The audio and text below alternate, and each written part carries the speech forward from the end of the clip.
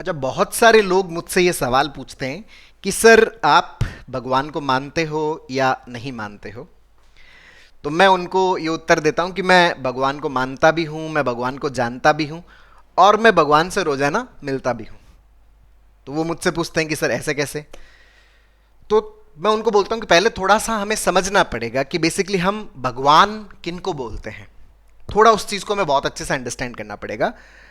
इस संसार के अंदर अगर हम मान लें कि इस संसार के अंदर सबसे ज्यादा जो बुद्धिमान व्यक्ति है, सबसे ज्यादा जो बुद्धिमान प्राणी है, वो कौन सा है? इंसान है।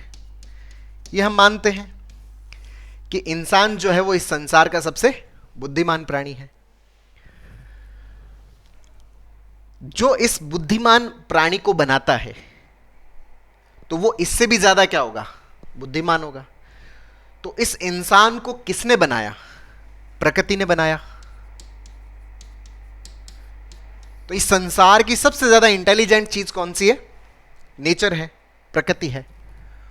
और प्रकृति का जो गुण है वो गुण ये है कि ये जीवन का पोषण करती है, सबका पालन पोषण करती है। हवा के रूप में ये हमें प्राणवायु के रूप में हमारे शरीर का पोषण करती है, भोजन उपलब्ध करा रही है, एनवायरमेंट दे रही है जिसके अंदर हम अच्छे से बढ़ सकते हैं। तो प्रकृति का ये गुण है कि जो जीवन को पोषण दे और जो जीवन को एक प्रेरणा दे। जैसे सूरज सुबह निकलता है, शाम को ढलता है, पूरे दिन लगातार वो 24 घंटे काम कर रहा है, सर्दी गर्मी सब में काम कर रहा है, एक जीवन को एक संदेश दे रहा है कि आप इसी तरह से लगातार क्या करें, अपने जीवन के अंदर काम करें, वर्क करें। तो इस संसार की सबसे इंटेलिजेंट चीज क्या है? प्रकृति। तो प्रकृति के जो गुण है वो गुण अगर मुझे किसी में भी दिखते हैं, चाहे वो किसी भी इंसान में दिखते हो, तो जहां पर मुझे प्रकृति के गुणों की झलक दिखती है तो मैं उसको भगवान बोलता हूं। मतलब कोई भी ऐसी चीज जो किसी के जीवन का पोषण कर रही है या वो किसी को जीने की राह दिखाता है, वो कोई भी हो सकता है। और सबसे पहली जो शुरुआत होती है, वो सबसे पहली शुरुआत कहां से होती है? हमारे माता पिता से होती है, जो हमारे जीवन को पोषण करते हैं और हमें जीवन की एक सही राह देते हैं। तो मुझे इस प्रकृति की सबसे ज्यादा झलक मिलती है अपने पेरेंट्स के अंदर। तो मैं इनको भी क्या बोलूंगा?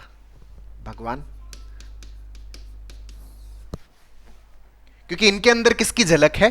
प्रकृति की झलक है। अच्छा, हमारे आसपास बहुत सारे ऐसे लोग हैं, जैसे हमारे गुरु हैं, वो भी हमारे जीवन का पोषण करते हैं।